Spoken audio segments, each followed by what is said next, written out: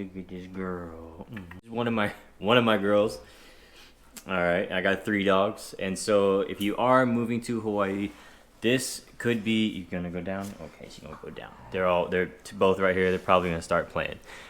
If you are moving to Hawaii with pets, it can be one of the most crazy processes that you're gonna have to go through as far as bringing them here with pets. There's such a process to this because Hawaii is a rabies-free state. I'm going to break it down for you with the timeline. I'm going to have links for the documents and things and a checklist that you're going to need in order to safely move your pets to Hawaii. And if you follow, what's on the checklist and the guidelines provided by the Hawaii Department of Agriculture, you could potentially avoid quarantine. And we're going to get after it right now.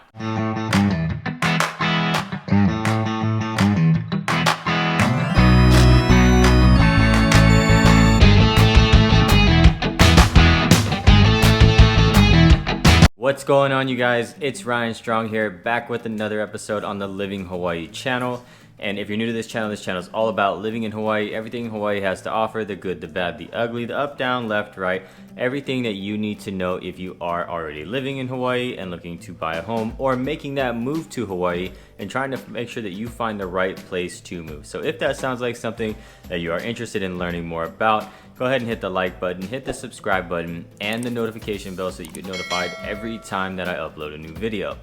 Honestly, look, I'm getting so many calls, texts, and emails. People are scheduling their own Zooms down in the description, calling me and getting on the phone or the Zoom with myself and my lender partner, who is also in some of my videos, to talk about their move to Hawaii because they're interested in finding that right place that best fits their lifestyle. So again, you can reach out however you'd like to get a hold of me. You can send me that text, you can give me an email, you can give me a call, schedule your Zoom down below. However you want to get a hold of me, I got your back when moving to Hawaii. I think it's so crucial to make sure that you are on the ball with this process. Your pets could be facing up to a 120-day quarantine if you are not on the ball with this process. It's almost one of the first questions I ask every single person that gets a hold of me or gets on a call with me, like I mentioned. Do you have pets? Are you moving here with pets? Yes or no? If so, I need to see where you're at in this process because they become like my number one priority. It is that important and it hits home to me. So making sure that you are on top of this process and so that you can avoid that quarantine, at least hit the 5-day or less quarantine, if not skip quarantine altogether. We're going to talk about all that in this video. All right, let's dive deep into this process. And one of the first things that you're going to want to start doing is planning. Now, I know that can sound ridiculous. Oh my goodness, that's ridiculous. I'm getting off this video. Look, planning and not procrastinating with this is going to be your best friend. And you're going to want to start this process about 6 months out. Don't worry, we're going to get into why, especially if your dog has not had the rabies vaccinations and the timelines and things like that. That definitely play a factor into this. But about 6 months out, you're going to want to contact your local vet. They're more often than not going to know exactly what to do. If not, then you can provide them the checklist with the link in the description below.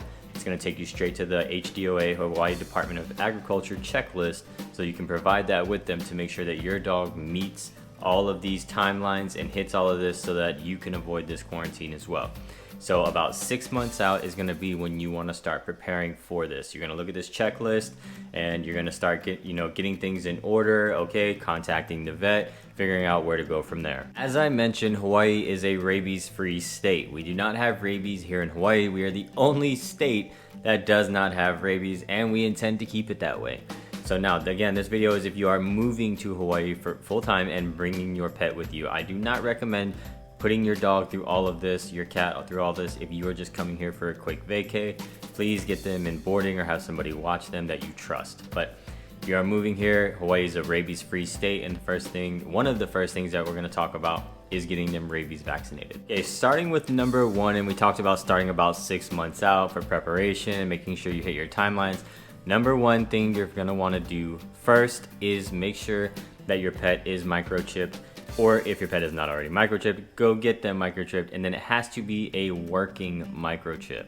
Okay, now just because they got microchipped and you know they got microchipped, you still need to go and check and make sure that it works. Okay, this way they can be tracked where they are and throughout the whole process. Okay, Now, again, it has to be a working microchip. If it's not a working microchip, then this isn't gonna happen. All right, they're gonna be stuck, and it's gonna be your fault because you didn't take them to the vet and have the vet scan it and make sure that it works properly. Okay, that's gonna be one of the first things that you're gonna want to make sure that you take care of. This also could have been in planning, but what you're gonna want to do is make sure that you have an IATA approved crate. Okay, this is an organization, the International Travel Organization, that can regulate the size of the crates, whether your cat or dog is traveling and they're big or small. You're going to want to make sure that you check the regulations of the crate. One of the things that my sister is actually running into troubles with is because she has a bigger dog. Her dog is actually 93 pounds, and we were just talking about this today. But her golden retriever fits in his normal crate, but because of the regulations by the IATA, they actually had to get a larger size crate. They were concerned that because the dog, he's big, 93-pound golden retriever, he could not turn around necessarily in the crate. And they said that he rubbed the sides when he did try to turn around, that they required them to get a larger crate. So they had to go out and buy another crate, another bigger, massive crate for him to fit. So I'm gonna have the link down in the description for that as well. So don't worry, you're not gonna have to try and go Google that now. You can click the link below in the description and you can pull up that one in another window while you continue listening to this and we walk you through this process. Something else that I wanna mention is that if you are flying and your dog is flying in the belly of the plane, then they're going to be worried about the temperature. This is something else that my sister is also having issues with because of where the dog is going to be flying. He's obviously too big, as I mentioned, to fly in their lap or in the regular cargo, area of the plane. So now he's going to be flying in the belly of the plane. Whether you're coming or going, and they're actually leaving here soon, they have to schedule a flight specifically for him, and I'll be taking him to the airport in his crate, ready to go. But they had to schedule a flight, actually a red-eye flight for him. They said he'll be leaving around 6 or 7 p.m. They'll let me know the details on that. But because of the temperature under the belly of the plane or outside actually can't be bigger or higher than 80 degrees. So in order to make sure that it is cooler temperatures so that no animals overheat under the belly of the plane, that is definitely something that you need to check as well to make sure that you're not flying midday anywhere, obviously from 11 to 4 where it's going to be super hot and they could potentially overheat underneath the plane. You're going to have to probably do an early flight or maybe an even later flight so that it is not hot if your dog is going underneath. So definitely something to look into as well. Moving on to our next step is making sure that you get your dog or cat. I want to keep on to say dog because I have 3 dogs. I apologize for you cat owners. Making sure that your pet is rabies vaccinated. Again, Hawaii is a rabies-free state, and they're gonna have to have a minimum of 2 rabies vaccinations, okay? And these 2 rabies vaccinations are going to have to be 30 days apart. So now you can already see how this window is expanding of our time frame and why we wanna start prepping early. We got to worry about our crate or our container that they're shipping in, right? What size is this thing? We got to worry about the time and temperature, okay? Now we got to start factoring in our timeline of rabies vaccinations, which we have to have 2 of, right? And the first, so they have to be, you get the first one, 30 days later, then you're getting the second one. Now that you've gotten the first one and then the second one, 30 days apart, then one of the biggest steps or important pieces of this process is the blood test. You're gonna do a blood test on your pet and you're gonna make sure that your pet has enough rabies antibodies in them. This is gonna be one of the most crucial things that really hinges on whether your pet is going to avoid quarantine or not, because they have to be obviously having the rabies antibodies in their system to come into a rabies-free state. So this could hinge on whether you do have to do with 120-day quarantine. I apologize, 120-day quarantine or not. Let's dive a little bit deeper into the blood work. So this is a very special test that your vet is going to take for your dog or your cat, sorry, so that we can make sure they're rabies free. But this very special blood test, this lab is going to be taken and it's going to be sent out.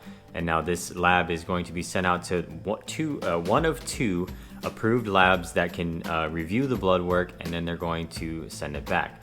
Now we're going to hit a very important part in our timeline. So this timeline really depends on when the lab gets the blood work. So you've had your blood work done, and let's say that your vet sent the blood work on July 1st, okay? You timeline, you're right, your timeline is going to start, and you cannot come to Hawaii within a 30-day period, okay? So starting July 2nd. So blood work got sent July 1st, it was received July 2nd, hypothetically speaking. You have to wait a 30-day window before you can bring your pet here to Hawaii, all right? So now let's look at this. We've already talked about getting your first rabies vaccination, 30 days. You gotta get, then you have to wait 30 days for your next rabies vaccination, okay? Then you have to wait 30 days and you're gonna get your blood work done, okay? Now we're talking another 30 days before you can think about bringing your pet to Hawaii. This thing is starting to add up. You see what I mean? So this is why we're starting preparation early, talking to the vet early, making sure that they are aware of what you are about to do with your pet and they are on the ball with it too. It's important to note that this blood test does not last forever. This does not mean that you can do all this and then decide to move here in 5 years. It doesn't work like that. You may have to do the process all over again. All right, there is a window of, I believe, 3 to 36 months. So 3 months being the timeline that we've already been hitting, right? And now that we have hit our timeline, because the minimum waiting period after the blood work has been received and passed, right? Because they are measuring the antibodies in the blood. So, and passed, then we're talking about that 3-month window where we're talking about the rabies and stuff. And now this is up to about 36 months. So don't worry, there's gonna be links in the description below and more information for you to go and read yourself. The checklist is also gonna be there to help you figure everything out, and then again to show your vet the checklist. Quick interrupt, if you are loving this video, I would like it if you hit the like button. It really helps the YouTube algorithm and would help anybody else trying to find this information, find this video. Make sure you hit the subscribe button and the notification bell so you get notified anytime I upload a new video. We got plenty of videos on this channel, such as vlog tours through Waikiki, Kaneohe, Kailua, all a bunch of other areas and neighborhoods. So if that sounds like you, go ahead and hit that like button. There is no guarantee that your pet will pass this antibody test, okay? There are things that happen. And this is essential to why we talked about planning early, maybe 6 months out, right? Because things can happen, okay? If your pet doesn't pass this test, well, guess what? We found ourselves in a little storm of things that are just gonna start going, oh my God, what are we gonna do, right? So now your vet's gonna guide you on what you need to do, but this is why we start planning early. Procrastination is not your friend, and I can't stress enough to be on the ball with this process because things do happen all the time, and you've got to make sure that you are prepared for this, or else your pet could be spending up to 120 days in quarantine when you get here. Barring any setbacks and that your pet does pass the lab is going to then send those results to you. They are also going to send them straight to the Hawaii Department of Agriculture, going all the way back to number 1 of having your pet microchipped. That number that identifies your pet is going to be matched up with your blood test that is also sent. So this is how they're tracking your pet. So microchip, number 1, they're going to be tracking your pet through the entire process. This is how HDOA is going to identify this is who this is type of thing. So that is going to be one of the ways that they send the results to the Hawaii Department of Agriculture and to you. So make sure you always have your paperwork and make copies of your paperwork. We're going to talk more about that and cost here in a little bit. All right, so we've accomplished those tasks and we're in the right direction as far as avoiding this 120-day quarantine for our pet. Let's talk a little bit about the paperwork, okay? Looking right here at the Hawaii Department of Agriculture website, I have this section here that says forms. We're gonna go ahead and just read this directly so there's no miscommunication here. Dog and cat import form AQS 279, when it was revised, 1 completed form per pet is required to be submitted along with all pre-arrival documents, which is gonna be your import form, 2 rabies vaccination certificates, health certificate, and prepayment made payable to the Hawaii Department of Agriculture no less than 10 days before pet arrives in Hawaii to qualify for 5 days or less or direct airport release. If the health certificate cannot be sent 10 days before arriving with the rest of the documents, the original must be given to the inspector upon arrival in Hawaii. All right, we just read that paragraph, and so what does this mean? This means about another 30 days before your arrival, you're gonna wanna go ahead and send your original documents as it says, and you're gonna wanna send these things early. Then they're gonna send you back what they are calling their certificate, their health certificate. This is essentially your pass, right? This is, or your pet's pass for the direct release or the 5-day or less. So you're gonna again want to be on the ball with your paperwork. They're gonna want originals, so you want to make sure that you make copies of all these forms. Now, even if you don't have a scanner, take a picture. If you didn't know, your iPhone can scan documents. Just go Google it. As it says here at the bottom, if the health certificate cannot be sent 10 days before arriving with the rest of the documents, the original must be given to the inspector upon arrival. This means that an inspector or a vet can meet you at the airport, and they will just, apparently it's a pretty quick process, and I say apparently because I haven't had to do it in a while. They will inspect it right there, and from my friends telling me, right there, and they don't keep you there forever, making sure everything's good to go. It's a pretty quick process. Let's dive into the cost for this, okay? And this is again directly on the HDOA website. We're gonna go ahead and check this out. Right here, it states your current fees. So direct airport release is $185. There is an asterisk that says like flight arrival times and COVID-19 mitigation procedures have increased the time for pet releases. It does. So now let's move on to 5-day or less. 5-day or less is $244. Neighbor Island inspection permit, $165. Arriving early for eligible for 5-day or less, $14.30 each day early, right? So then this means that you need to be hitting your timelines when getting here with your pet. Re-entry fee, if qualified, $98, and there's a couple asterisks here because it takes note on the higher fee, okay? These costs do not include all your pre-vet costs, however much your vet charges you to have these things done, the blood work, the rabies vaccinations, sending the blood work out, the labs. So it doesn't include the crate, which you're gonna have to make sure that you have, how big or small the pet, right? These are other costs that you've got to factor into this entire process. So it can start to add up and be a pretty hefty bill that, builds up over time. Well worth it for your pet, well worth it. I'm not trying to say do not do this because of the cost. We're all about transparency, and to be clear is to be kind on this channel. So it is gonna be something that you have to, be ready for. Just to recap the timeline one more time so that you see it before we go into a little bit of the FAQ from the website. You're gonna wanna get your microchip. You're gonna wanna start planning early, looking at your crates, and you're gonna wanna get your pet microchipped. We said to start this planning about 6 months out. The next step that you're gonna wanna do is get the first rabies vaccination after you have let your vet know what you're about to do, provided them with the checklist to make sure that they understand what it is that you're about to do and what you need to have done with specific time frames in mind.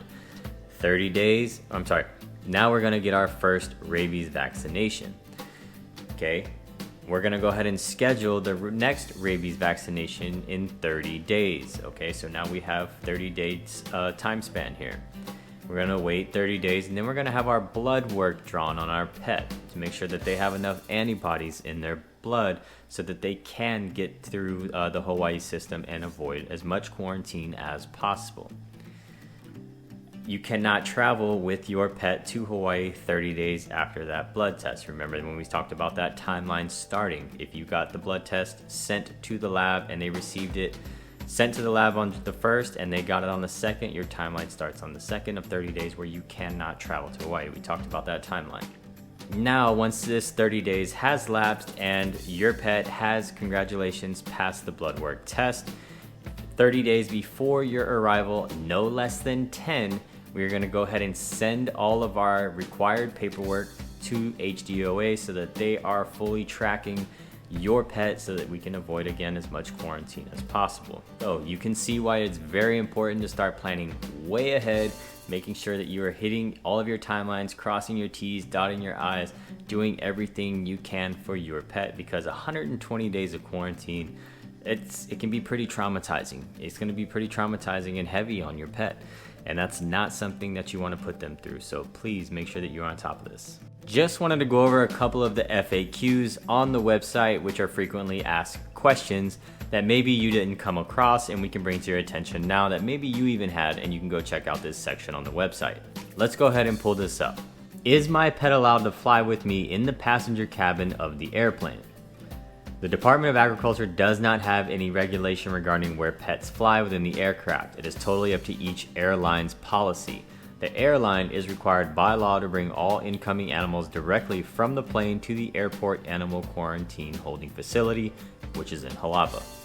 So this is something that you definitely need to check with the airline that you are choosing to fly with, so that you can see if your pet qualifies to fly in cabin with you, or if they are big, they're probably gonna have to fly under the belly of the plane, which we talked about. Temperature then becomes a factor. Can I send my pet prior to my arrival in Honolulu? According to HDOA's FAQ, you do not have to be present when your pet arrives. Label your pet's airline carrier with the full name of the owner and any co-owner. Include complete addresses and phone numbers to be used in case of emergency. A notarized dog and cat import form, AQS 279, should be sent ahead of your pet's arrival so that the information will be on file.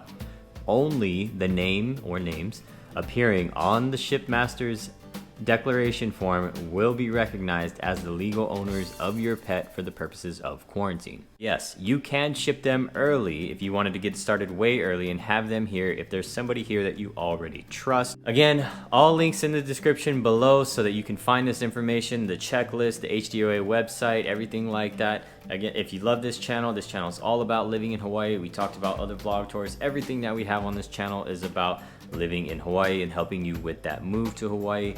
And so please go ahead and hit the like button, hit the subscribe button, and the notification bell so you get notified anytime I upload a new video. As I mentioned in the beginning, tons of people reaching out, calling, texting, DMing, scheduling their own Zooms down in the description below, getting a hold of me however they want to, and I gladly invite you to do the same. If you'd like to get on a Zoom call with me and my lender partner Ridge, who's in some of my videos, you can schedule that Zoom down in the description below as well.